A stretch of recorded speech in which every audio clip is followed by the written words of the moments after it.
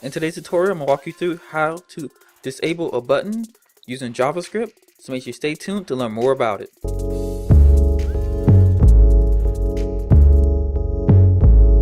Like always guys, I'm going to leave all the links down in the description, so make sure you check that out at the end of the video. And if you haven't already, go ahead and subscribe to the channel, but let's get straight into it. So the first thing we're going to do is going to just go ahead and create our button right here. You see I created one right here with a class of BTN.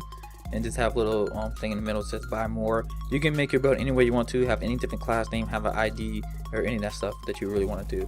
I'm just using this as an example. So the reason why I just did class, I just did it because made it a little simpler. You can do the same thing with using ID. So you can do get element, because it'll be one element. So you can get element by class, by ID, and then it'll get that element by ID too as well. And it'll disable it. And just make sure that you make everything case sensitive, as I put it down here below as well. But the biggest thing right here, you see right here, you can go over here on this one right here, and you can go through and you can click the button on this one, and you can't click it on this one. But if you go on the other one, it's more grayed out. And basically all you need to do is have the same class as you have on this one right here as well. And then if you change it to ID, just make sure that the ID is whatever you put as your ID right here. It's pretty simple to do.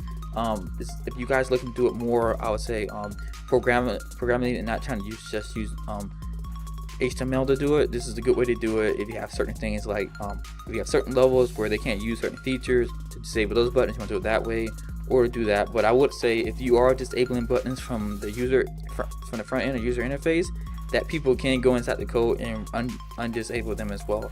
So it's something you can use, but the best thing is not even showing those buttons or not having anything that connects to those buttons if you really don't want someone to use it. But guys, thank you so much for watching. If you like this video, go ahead and give me a thumbs up. Also comment down below any programming questions you have or anything else you want to learn about. And guys, thank you so much for watching. I'm Xavier. Go ahead and subscribe to the channel, and I'll see you in the next one.